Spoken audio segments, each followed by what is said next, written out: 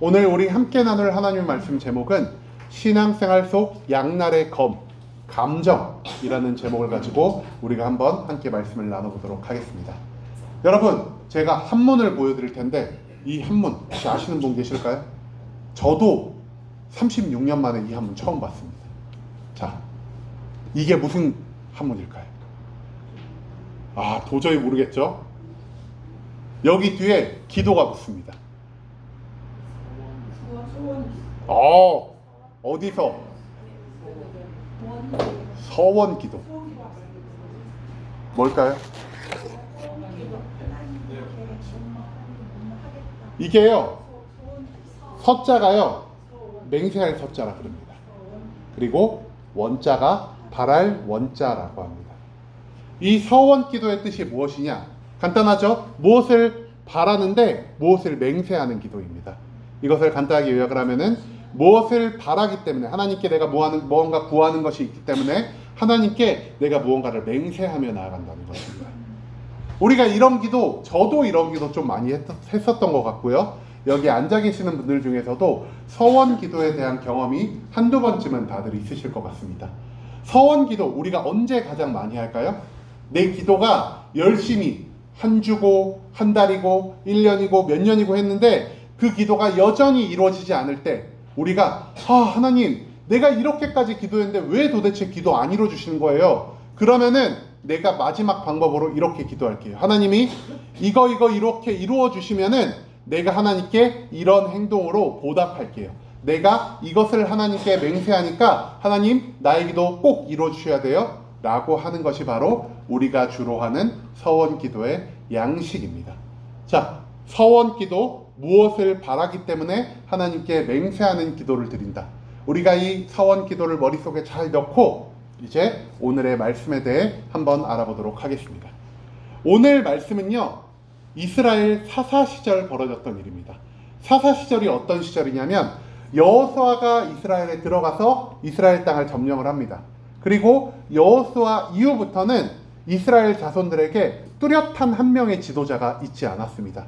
12지파가 각 땅으로 흩어져서 그 지파마다 지파의 족속장을 뽑고 그 장들이 지파를 다스리다가 이스라엘의 위기가 다가왔을 때는 갑자기 이스라엘 전체에서 하나님이 한 명을 콕 집어서 그를 일으켜 세우십니다.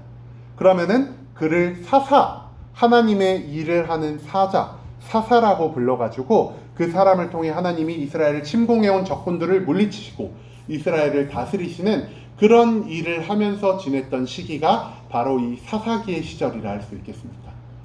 이 사사기의 시절 중에서 오늘은 사사 입다의 이야기를 우리가 함께 나누고 있습니다. 사사 입다의 이야기는요, 이 이스라엘 땅에서 길르앗이라는 지역에서 이루어지는데 길르앗이란 지역이 바로 요 넓은 지역을 길르앗 지방이라고 그 당시에 불렀던 것 같습니다. 이 길르앗 지방에서 입다는 어떠한 사람이었을까요? 사사, 이스라엘의 지도자라고 하니까 왠지 되게 고귀한 귀족의 자제로 태어나고 부자의 자제로 태어나고 그랬을 것 같지 않습니까? 그런데 사실 입다의 출생은요, 굉장히 밑바닥 중에 밑바닥의 출생을 가지고 있었습니다. 입다의 아버지는 조금 잘 사는 어떤 평범한 중산층의 사람이었던 것 같습니다. 그런데요, 입다의 어머니가요, 창녀였다고 합니다. 그렇기 때문에 입다가 창녀 어머니가 죽은 다음에 아버지의 집에 들어가서 살려고 했을 때 아버지와 아버지의 가족들이 입다를 집에서 쫓아냈다 그럽니다. 왜 쫓아냈겠습니까? 창녀의 자식이기 때문에. 그렇기 때문에 입다는 집 밖에 쫓겨나서 불황자로 살 수밖에 없었습니다. 불황자로 살 수밖에 없었던 입다가 어떠한 직업을 선택했을까요? 입다는요, 건달로 살기로 결정을 했습니다. 그래가지고 자기 주변에 있는 자기와 비슷한 처지의 그런 건달들, 불황자들을 이렇게 규합을 해가지고 그 불황자들, 건달들끼리 몰려다니면서 이스라엘 백성들을 수탈하고 무언가를 빼앗고 그리고 갈취하고 그런 파라코와 같은 삶을 살았다고 합니다. 그렇게 있다가 되게 안 좋은 삶을 살고 있을 때 이스라엘에게 굉장히 큰 문제가 일어납니다. 어떤 문제가 일어나냐? 여기가 길르앗, 입다가 살았던 그 지역이라고 말씀드렸죠. 이 길르앗 밑에 어떤 민족이 살았냐? 암몬이라는 족속이 살았고요. 그 밑에는 또 모압이라는 족속이 살았습니다. 이 암몬과 모압 족속 중에 이 암몬 족속이요, 이 길르앗 땅 주변 국경 지역을 침략하게 됩니다. 그래가지고 이 길르앗 땅에 있었던 많은 백성들이 두려워하며 암몬이란 저 나라가 우리를 침공한다는데 우리가 도대체 어쩌면 좋지?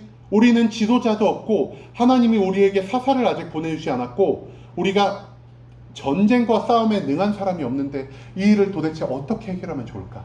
이렇게 고민을 하다가요, 어떠한 장로 중에 한 명이 이렇게 말합니다. 야! 입다 있잖아. 걔 비록 건달들을 막 끌고 다니면서 우리 백성들의 것을 수탈하긴 하지만 그래도 우리들 중에는 걔가 제일 싸움에 대한 경험이 많지 않아? 입다를 데리고 와서 우리의 장군, 우리의 지도자를 삼아서 이 암몬 족속과 싸우게 하자. 이렇게 자기들끼리 회의를 마치게 됩니다. 그리고 장로들 중에 하나가 몇 명이 입다에게로 찾아가서 입다에게 이렇게 말합니다. 암몬 족속이 우리를 쳐들어온다. 너가 우리의 지도자가 돼서 이 암몬 족속과 전쟁을 수행해 주지 않겠니? 라고 입다에게 말을 합니다. 입다가 옳거니 하고 바로 받아들였을까요? 입다 거절합니다. 아니, 당신들이 나를 필요 없다 그러고 창녀의 자손이라고 쫓아낼 땐 언제고 지금 와서 나한테 도움을 청해요? 나 그거 별로 하고 싶지 않아요. 라고 합니다. 그런데 그렇게 거부하는 입다에게 장로들이 이렇게 말하죠. 그런데 너가 이 장군의 직위를 맡아주면은 이 길르앗 지방의 지도자를 너로 세우겠다. 그리고 이것은 전쟁 중에만 아니라 전쟁이 끝나고도 내가 너를 지도자로 인정할 테니까 너 제발 우리를 이끌고 우리를 대신해서 이 암몬 족속과 전쟁을 치러줘. 이렇게 말을 합니다. 이 길르앗 지방의 지도자로 영구하게 세워진다는 이 약속을 듣고 입다가 기분이 좀 좋아졌던 것 같습니다. 그래요? 그러면은 내가 한번 암몬 족속이랑 싸워보죠 뭐. 이러면서 이제 입다가 백성들에 의해서 사사로 세워지게 됩니다. 그런데 제가 아까 말씀드렸던 사사는 누가 원래 세워주시는 거죠? 하나님이 세워주시는 겁니다. 하나님이 백성 중에 특별한 한 사람을 지목을 하시고 그 백성에게 하나님의 영을 충분히 부으셔서 그 백성을 하나님의 사람으로 완전히 변화시키십니다. 그 다음에 그 사람으로 인하여 하나님이 이스라엘을 침략한 많은 민족들을 물리치게 하십니다. 입다 이전에 어떤 사람들이 이러한 일을 역할을 했냐? 사사 온니엘, 사사 에훗, 사사 기드온. 이 중에서 기드온이 우리에게 가장 익숙하죠. 이 세 사람이 입다 이전에 하나님의 영을 받아서 이 이방 민족들, 이스라엘을 쳐들어온 이방 민족들을 퇴치하러 나가서 승리를 거둔 사람들이었습니다. 사사의 제일 첫 번째 조건은 무엇이냐? 하나님이 선택하신 자가 사사가 된다는 것입니다. 하지만 여기서 입다의 특이한 점이 나오죠. 하나님이 선택하지 않았음에도 불구하고 백성들이 먼저 입다를 추대해서 사사로 만들었다는 겁니다. 즉 입다는요, 하나님이 먼저 선택한 사사가 아니라 백성들이 먼저 선택하여 뽑은 사사였다라는 것이죠. 이 입다는요, 암몬 족속과 전쟁에 나가기 앞서서 암몬 족속에게 사신을 보냅니다. 사신을 보내서 이렇게 말합니다. 야, 너네들이 쳐들어오려는 그 땅, 우리 조상 때부터 우리 땅이었어. 그런데 왜 너네가 여기에 자꾸 들어와서 살려고 하고 왜 여기를 자꾸 침략하려 하니? 그러지 말고 우리와 화친하고 평화롭게 지내자 라고 입다가 그들에게 말합니다. 하지만 암몬 족속은 이를 거부하겠죠. 야, 우리가 힘이 더 세가지고 우리가 땅 좀 갖겠다는데 니들이 하라 마라를 무슨 소리를 하는 거야? 라고 하면서 암몬 족속이 이 길르앗 지방으로 쳐들어오게 됩니다. 이 전쟁이 벌어지기 전 일촉즉발의 상황에서 갑자기 엄청난 일이 일어납니다. 그 일이 무엇이냐? 입다에게요, 하나님이 갑자기 자신의 영을 충만하게 부어주십니다. 백성이 뽑은 사사였던 입다가 하나님에게도 인정을 받았다는 것이 되겠죠? 이 입다가 하나님께 인정을 받아서 성령의 충만함을 받고 갑자기 변하게 됩니다. 전쟁에 수행할 충분한 능력을 갖추게 됩니다. 무엇을 통해서요? 하나님의 영을 통해서요. 그리고 하나님이 이 입다를 영을 충분히 부으셔서 사사로 세웠다는 것이 무엇이냐? 이 전쟁은 이제 사람과 사람과의 전쟁이 아니게 되었습니다.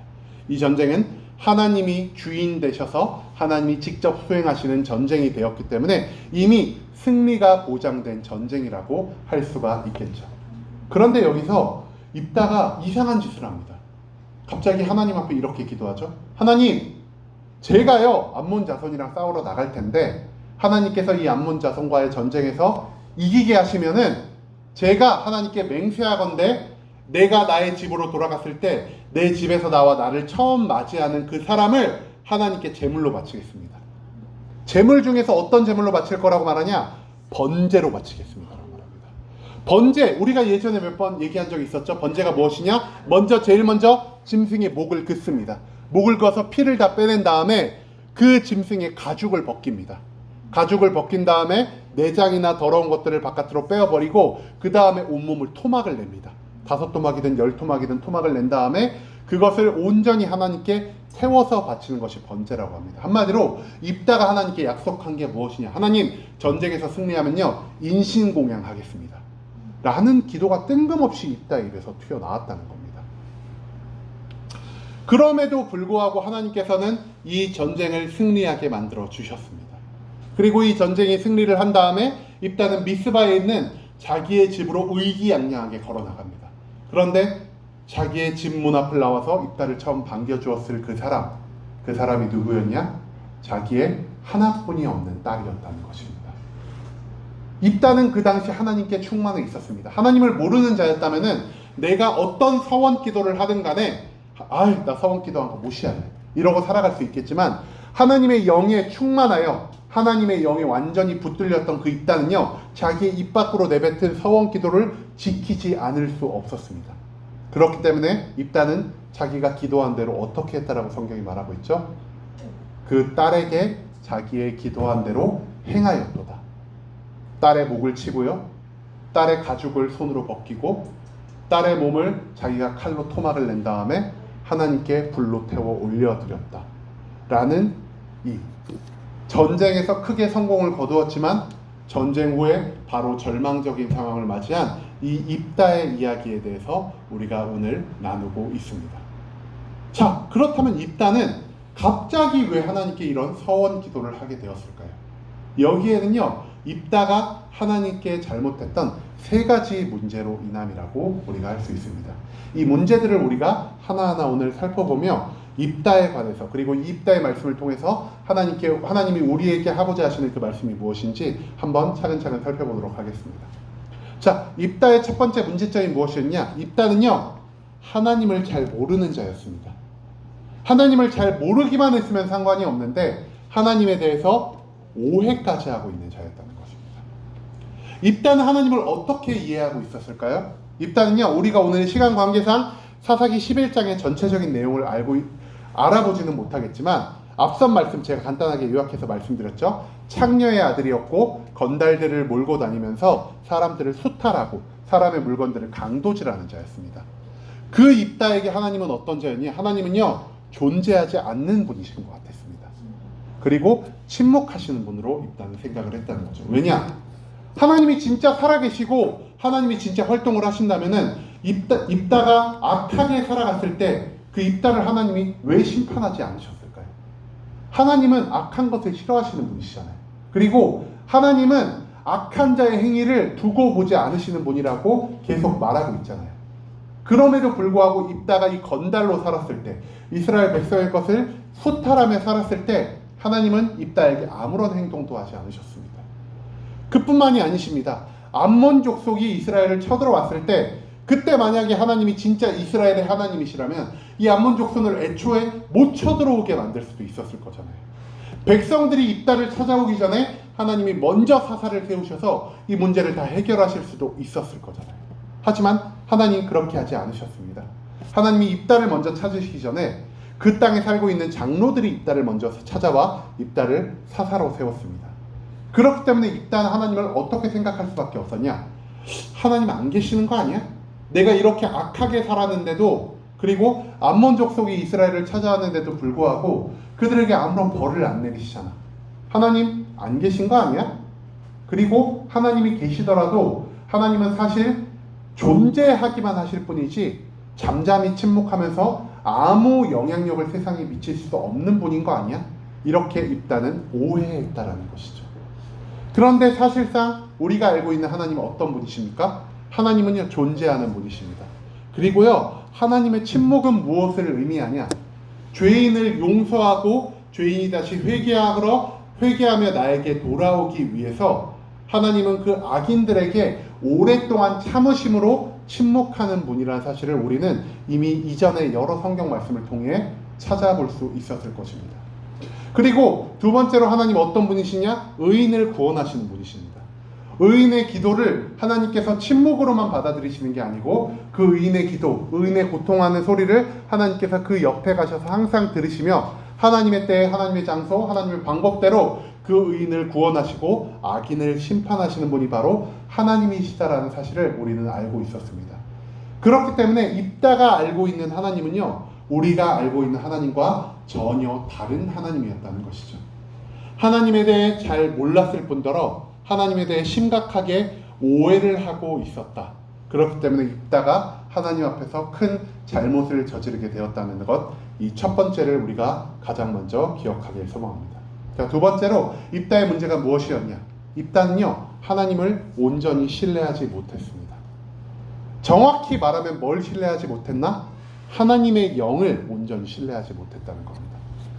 입다 이전에 아까 여러 사사들이 있다고 말씀드렸습니다. 온니엘이 있었고요, 에훗이 있었고요, 기드온이 있었습니다. 이 세 사람의 공통점이 무엇이냐? 전쟁과 전혀 상관없는 삶을 살고 있었는데 그들이 하나님의 영의 충만함을 받아서 완전히 변화되었고 하나님의 인도하심을 따라 이 전쟁을 완벽하게 승리로 이끌었던 자들이었다는 것입니다. 하나님의 영은요, 사람을 변화시킵니다. 하나님의 영은 사람을 완전히 바꾸고 그 사람이 도저히 할 수 없을 거라고 생각한 그 일을 완벽하게 해내게 하십니다. 나의 능력을 통해서가 아닙니다. 하나님의 영을 통해 하나님이 그것을 가능하게 하신다는 것이죠. 하지만 입다는요, 하나님의 영을 온전히 신뢰하지 않았습니다. 하나님의 영이 나와 함께 하시지만 이 전쟁을 내가 승리할 수 있을지 승리할 수 없을지 거기에 대해서 불안감이 내 마음에 싹트고 있었다는 것이죠. 전쟁의 공포, 내가 한 번도 경험해보지 못하고 내가 한 번도 승리해보지 못한 이 전쟁의 공포가 입다를 잠식하기 시작했습니다. 그리고 이 공포가 하나님의 영이 바꿔주시는 나의 놀라운 변화와 능력을 초월하게 만들었다는 것이죠. 입다는 하나님의 영, 나에게 부어진 하나님의 그 영을 온전히 신뢰하지 못했습니다. 입다의 두 번째 문제, 하나님의 영을 온전히 신뢰하지 못한 것입니다. 자, 마지막으로 세 번째, 입다가 무엇을 잘못했을까요? 입다의 잘못 세 번째입니다. 입다는요, 너무나 감정적인 신앙생활을 할 수밖에 없었습니다. 왜 감정적인 신앙생활을 할 수밖에 없었냐? 우리가 앞서 두 가지 이유를 봤죠. 첫 번째, 영의 임재가 있었습니다. 입다에게 하나님의 영이 임했습니다. 여기서 여러분, 성령 충만의 경험, 방언을 해본 경험, 또는 그 외에 여러 가지 사건으로 살아계신 하나님을 체험해 보신 분들이라면은 이 하나님의 영이 임재하는 것이 얼마나 나에게 큰 흥분감을 갖다 주는 것인지 이미 경험하여 알고 계실 겁니다. 하나님의 영이 함께 하심으로 인하여 내가 무엇이든 할 수 있을 것 같고, 하나님의 영이 함께 하심으로 인하여 나의 마음의 이 흥분과 열정과 열의가 사라지지가 않습니다. 이 놀라운 흥분된 상황 속에서요, 입다가 무엇을 또 경험하고 있죠? 전쟁을 눈앞에 두고 있습니다. 하나님을 모르고 하나님을 온전히 신뢰하지 않았기 때문에 전쟁을 딱 맞이하고 내 뒤에 수많은 사람들이 있고 내 앞에 수많은 적군이 있는 것을 목격했을 때 입다의 마음에 무엇이 싹틀 수밖에 없었다라고 말하죠? 두려움이 싹틀 수밖에 없었습니다. 그리고 마지막으로 입다는 하나님의 영을 온전히 믿지 못했습니다. 하나님의 영을 온전히 믿지 못했기 때문에 그 마음 가운데 하나님의 영에 대한 확고한 확신이 있는 게 아니라 불안으로 인한 흔들림이 계속해서 존재했다라는 겁니다. 흥분됨, 두려움, 불안함, 이 세 가지가요, 동시에 입다의 마음 안에 꿈틀거리며 입다의 온 몸을 휩쓰는 감정의 홍수를 만들어냈습니다. 그렇기 때문에 이 감정의 홍수, 그것이 어떤 결과를 만들어냈습니까? 인신공양의 서원 기도를 하게 만들었습니다. 하나님께서는요, 인신공양을 기뻐 받으시지 않습니다. 그런데도 불구하고 왜 입다가 하나님께 인신공양의 서원 기도를 했을까요? 첫 번째, 하나님을 몰랐기 때문에. 그리고 또 인신공양을 하는 문화가 이스라엘 주변에 만연했기 때문입니다. 이스라엘 주변에는요, 몰렉이라는 신을 믿는 이방 민족이 살았는데요. 그 몰렉이라는 신이 어떠한 신이냐? 자기의 가장 귀한 사람, 자기의 가장 처음 태어난 그 아이를요, 그 신에게 산채로 태워서 바치면은 그 신이 나에게 놀라운 축복, 놀라운 풍요로움을 선물해 준다고 믿는 그러한 풍습이 가나안에 있었습니다.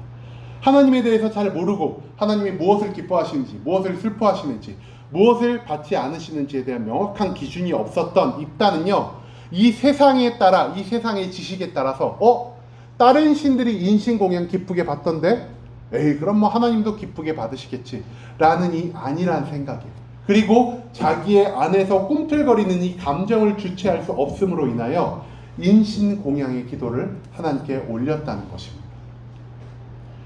입다가 하나님께 어떻게 기도하나요? 그가 여호와께 서원하여 이르되 주께서 과연 암몬 자손을 내 손에 넘겨주시면 내가 암몬 자손에게서 평안히 돌아올 때에 누구든지 내 집 문에서 나와 나를 영접하는 그는 여호와께 돌릴 것이니 내가 그를 번제물로 드리겠나이다.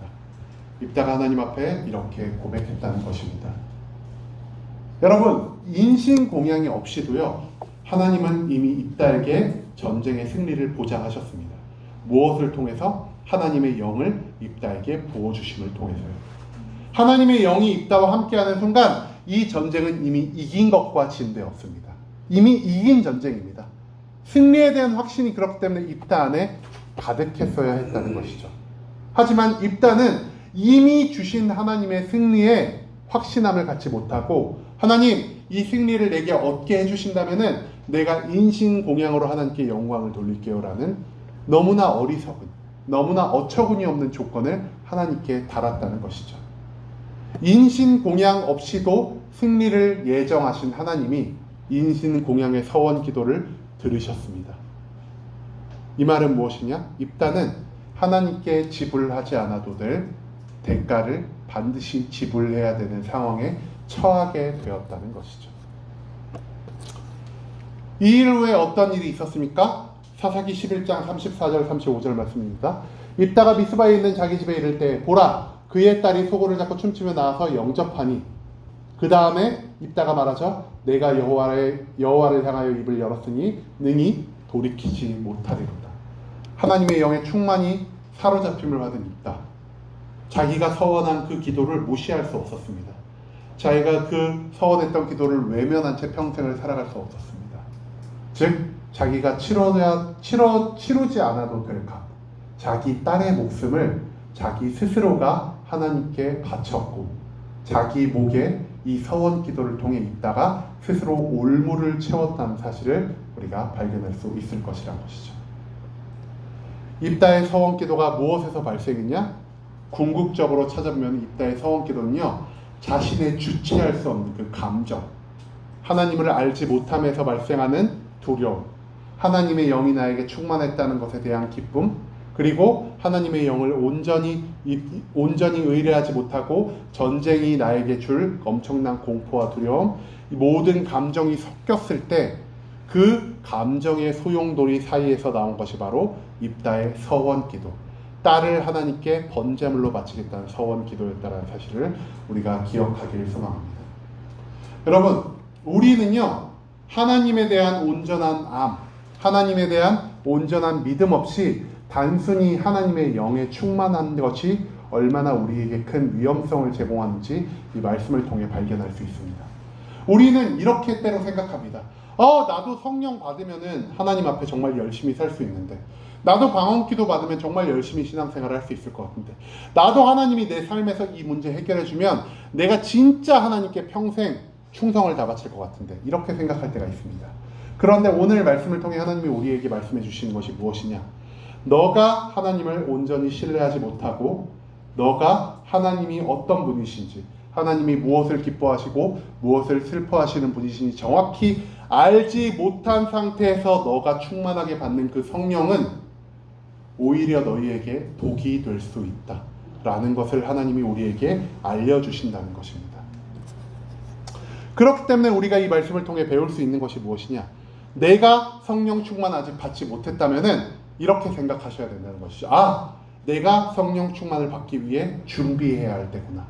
내가 말씀을 통해 하나님을 더욱 알아가고 매일매일의 기도를 통해서 내가 하나님에 대한 나의 확실한 믿음과 신뢰를 구축해 나가야 할 시기가 바로 지금이구나라는 것을 우리가 깨닫고 매일의 기도와 말씀에 정진하셔야 한다는 겁니다.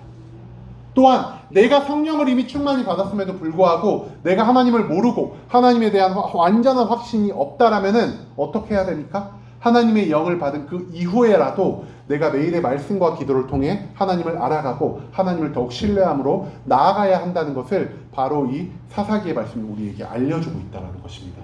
여러분, 이것을 조금 더 여러분들에게 쉽게 설명하기 위하여 제가 그림 하나를 가져왔습니다. 이 그림의 제목 보이십니까? 이 그림 뭘 것 같나요? 기차. 기차 중에서도 또 역시 남자분들은 좀 빠르시네요. 증기기관차. 증기기관차가 뭐냐? 석탄을 떼가지고 물을 끓여가지고 증기의 힘으로 바퀴를 돌리는 거를 증기기관차라고 하죠. 우리가 이거를 앞으로 뭐라고 부를 거냐? 신앙의 열차라고 부를 겁니다. 신앙의 열차. 신앙의 열차는요, 총 3가지로 구분이 되어 있습니다. 무엇과 무엇과 무엇으로 구분이 되어 있냐? 제일 앞서 있는 것이 기관차고요. 그리고 두 번째 뒤에 있는 것 뭐라고 부를까요? 연료차. 연료가 가득 들어있잖아요. 여기 석탄이 막 쌓여있죠. 그리고 세 번째, 여기 사람들이 막 보이죠? 이거를 뭐라 부를까요? 객차. 신앙의 열차는요, 이 3가지로 구분이 되어 있습니다. 기관차, 연료차, 객차.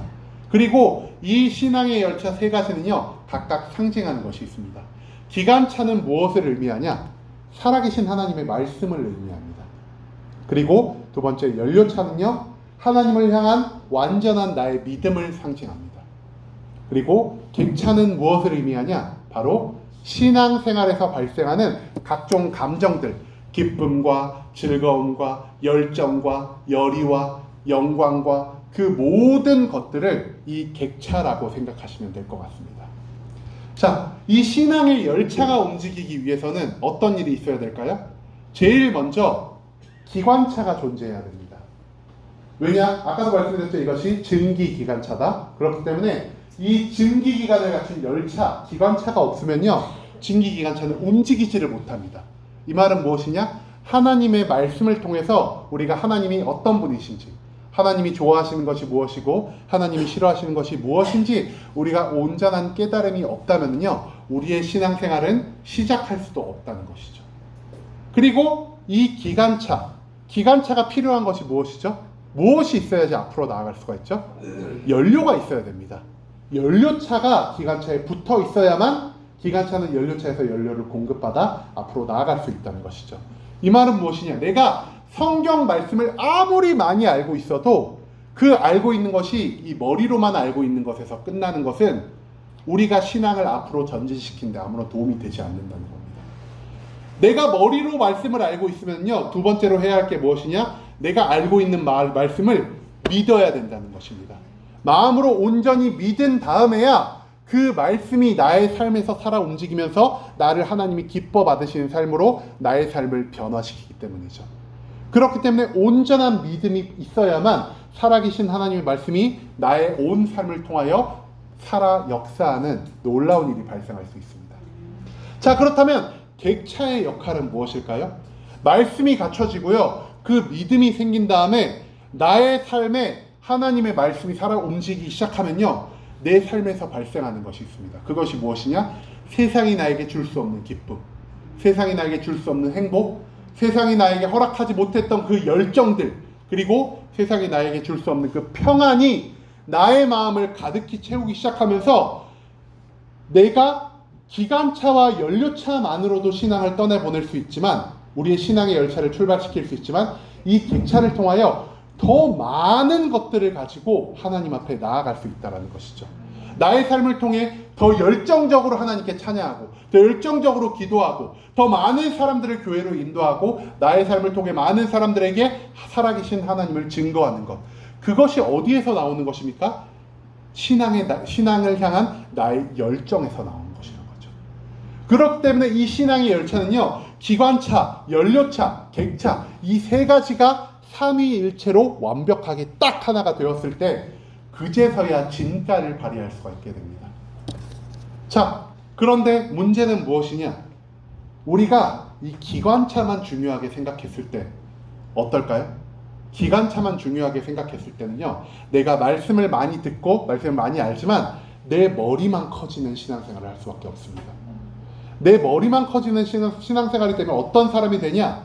우리가요, 신약에서 예수님이 그렇게 많이 말씀하시던 바리새인이 되어버립니다. 너 말씀에 따라서 이거 잘못했지, 너 하나님이 이거 명령하시지 않았는데 왜 이거 했어? 이렇게 말씀에 따라 정죄하는 삶을 살게 됩니다. 그렇기 때문에 믿음과 감정이 없이 기관차 하나, 즉 하나님에 대한 말씀만으로 우리가 나아가는 삶은요, 굉장히 우리를 바리새인의 삶의 자세, 위험한 삶의 자세로 만들어간다는 것이죠. 자, 두 번째, 연료차입니다. 우리가 하나님의 말씀은 모른 채 온전히 하나님만을 믿으며 나아가면 어떻게 됩니까? 이 말씀이요, 하나님 말씀을 모른 채 우리가 하나님 앞에 기도만 하고 하나님에 대한 온전한 믿음만 있으면은 우리가 어디에 빠지기 쉽죠? 이단에 빠지기 쉽습니다.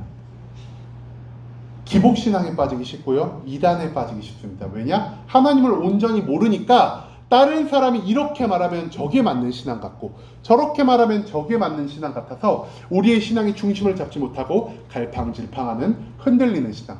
그러다가 이단이 나에게 다가와서 이게 진짜 하나님이라고 말하면은 그 이단을 따라서 휙 움직일 수도 있는 그런 신앙을 갖게 된다는 것이죠. 그렇기 때문에 연료차 하나만으로도 부족하다는 것입니다. 자, 마지막으로 객차입니다. 객차 또한 그렇습니다. 우리가 하나님의 말씀을 온전히 모르고요, 하나님에 대한 온전한 믿음 없이 우리가 이 교회에 나와서 제일 많이 하는 거 뭐죠? 우리가 요즘 교회에서 제일 중요시하는 것 중에 하나가 찬양입니다. 왜냐? 찬양을 하면은 말씀을 잘 모르는 자도, 하나님에 대해서 믿음을 온전히 갖고 있지 못하는 자도 마음속에 막 기쁨과 즐거움이 넘치거든요. 막 음악 소리가 막 쫙쫙쫙쫙 나오고 나와 너가 다 같이 똑같이 아는 찬양을 통해서 같이 노래하는 게 마치 내가 콘서트장에 와 있는 것 같거든요. 그리고 설교할 때도 어떻습니까? 우리가 성경 말씀만을 가지고 설교를 하는 게 아니라 막 세상에서 어디서 나왔던 되게 감동적인 이야기, 우리의 마음을 찌르르르 울리는 그런 이야기를 통해서 설교를 계속 하다 보면은 설교가 끝났을 때 우리가 그 감동적인 이야기로 인하여, 슬픈 이야기로 인하여, 기쁜 이야기로 인하여 우리의 감정이 막 동요되면서 눈물 한 방울 또로로 흘리고, 아, 오늘 예배 너무 은혜스러웠어, 감동이 충만했어, 이러면서 우리가 예배당을 밖으로 나간 일이 너무나 많다는 겁니다. 하지만 예배당 바깥으로 나가면 어떻게 되죠? 하나님을 모르고요, 하나님에 대한 믿음이 없기 때문에요, 우리의 삶은 다시 과거의 모습으로 돌아가 버립니다. 교회 안에서는 누구보다 성령 충만해 보이고 누구보다 거룩해 보였던 그 사람이 교회 밖을 나가자마자 감정이 씻은 듯이 사라짐과 동시에 다시 과거의 삶으로 돌아가서 악한 일을 행하고 죄를 범하며 살아가는 것, 우리가 너무나 많이 보지 않았습니까? 또한 이러한 모습 때문에 너무나 많은 사람들이 교회에 대한 신뢰를 잃고 교회를 떠나가지 않았습니까? 감정에만 치우친 신앙, 말씀이 없고 믿음이 없는 신앙보다 훨씬 더 안 좋은 결과를 만들어낼 수 있다는 것입니다.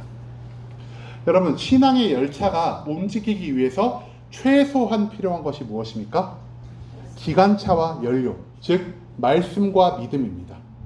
말씀과 믿음, 최소한 이 두 가지만이라도 있다면은 우리는 이 신앙의 열차에 나 혼자라도 올라타가지고 하나님을 향해 달려갈 수 있을 것입니다. 하지만 이 신앙의 열차에 기관차와 연료차가 없이 객차가 주가 된다면 어떻게 될까요? 우리는 절대 앞으로 향해 나아가지 못할 것입니다. 감정이 나의 신앙을 완전히 주관하고 감정이 나의 신앙생활을 다스린다면요, 우리는 절대로 신앙의 열차를 출발시킬 수 없을 것이라는 것이죠. 혹은 신앙의 열차가 오르막길을 올라가고 있다고 생각을 해봅시다. 오르막길을 올라가고 있을 때 기관차와 연료차가 아무것도 못하고 잠잠히 멈춰있는데 객차에 사람들이, 요 조그만 객차에 100명이 넘어 타고 있다고 생각을 해봅시다. 그러면 어떻게 될까요? 우리의 신앙의 열차가요, 오히려 앞으로 나가지 못하고 뒤로 후퇴하게 된다는 것입니다. 그렇기 때문에 감정 위주의 신앙생활이 우리에게 얼마나 독이 되는지 우리는 이 신앙의 열차를 통해 발견할 수 있을 것이고, 또한 사사기에 나오는 입다의 말씀을 통해 입다의 하지 않아도 될 서원의 기도가 자신의 감정의 충만함을 통해 입에서 나와버렸던 그 안타까운 사건을 통해 우리가 감정 중심으로 신앙생활을 하는 것이 얼마나 어리석은 것인지 배울 수 있게 된다는 것이죠. 여러분, 우리의 신앙생활은요, 성령의 충만하심 반드시 필요합니다. 왜냐? 성령님이 나에게 충만하시지 않으면 내가 하나님의 뜻대로 온전히 삶을 살아갈 수 없기 때문이죠. 하지만 성령의 충만한 만큼 우리에게 반드시 필요한 것이 무엇이냐? 하나님의 말씀이고 하나님을 향해 내가 매일매일 드려지는 기도라고 할 수 있습니다. 매일 우리가 읽는 그 말씀을 통해서 우리가 하나님이 어떤 분이신지, 하나님은 무엇을 좋아하시고 무엇을 싫어하시는지 깨닫지 못한다면요, 우리의 신앙의 열차의 기관차를 없애는 일을 우리가 스스로 하는 것일 겁니다. 또한 내가 매일매일의 기도를 통해 하나님과의 관계를 증진시켜 나가고 매일매일 기도를 통해 나에게 세밀한 음성으로 나에게 말씀해 주시는 그 하나님을 경험하며 내가 하나님을 향한 온전한 믿음의 확신이 없는 상태로 우리의 신앙생활을 계속 영위해 간다면은 우리는 연료차 없는 신앙의 열차를 가지게 될 것입니다. 연료차 없이도 신앙의 열차는 출발하지 못한다는 것이죠. 하지만 그것보다 더 위험한 것이 무엇이냐? 말씀도 없고 기도도 없는데 일요일에 잠깐 나와서 다 같이 찬양하고 박수치고 손들고 팔짝팔짝 뛰면서 찬양하면서 내가 마음속에 감정의 충만함을 느끼고 설교 중에서도 나의 감정을 자극하고 슬픔을 자극하고 기쁨을 자극하는 얘기를 들으면서 내 마음속에 막 감정이 소용돌이 치는 그 감정의 신앙을 거쳐서 내가 세상으로 나아갈 때는요, 이 감정의 신앙, 무거워진 객차는 오히려 우리의 신앙을 가만히 유지시켜 주는 게 아니라 오히려 퇴보시키는 결과를 낳을 수도 있기 때문에 말씀 중심으로만 생활하는 것보다, 기도 중심으로만 생활하는 것보다 이 감정 중심으로만 하는 신앙생활이 우리에게 더 큰 도구로 다가올 수 있다는 사실 우리가 반드시 기억하길 소망합니다. 여러분, 제가 여러분들께 계속 말씀드리는 것이 있습니다. 매일 말씀드리는 거, 이제 너무 많이 말씀드려서 귀에 딱지가 앉은 분도 계실 것 같은데요. 매일매일 말씀 조금씩 읽어주세요. 매일매일 짧게라도 기도 조금씩 해주세요. 제가 이 두 가지를 강조하는 이유는요, 우리의 신앙의 열차가 이 두 가지 없이는 앞으로 나아갈 수 없기 때문입니다. 이 두 가지가 구비되어 있지 않은 채 일요일만 교회에 나오고 부흥회만 교회에 나오고 수련회만 부흥회에 나와가지고 우리의 감정만 비대하게 키워놓은 신앙의 열차는요, 오히려 우리의 신앙을 퇴보할 수 있게 만들기 때문입니다. 여러분, 말씀을 통해 하나님을 아는 지식이 우리의 삶에 매일매일 넘쳐나길 소망합니다. 또한 기도를 통해 우리의 삶에 하나님을 향한 확실한 믿음이 매일매일 커져나가길 소망합니다. 그 하나님에 대한 말씀, 그 하나님에 대한 기도가 단단하게 밑바탕을 이룬 다음에야 우리의 감정이 우리의 신앙의 열차에서 올바른 역할을 하게 될 줄 믿으며, 이 신앙생활에 있어서 나의 감정이 적을 치는 도구가 될 수도 있지만 나를 상하게 만드는 양날의 검이 될 수도 있다는 사실을 우리가 항상 기억하면서 우리가 감정 중심의 신앙생활을 하기보다 말씀과 기도, 그 이후에 우리에게 주어질 성령 충만을 바라며 하나님께 더욱 가까이 나아갈 수 있는 순복음 함께하는 교회 모든 성도님들이시길 간절한 마음으로 소망하겠습니다.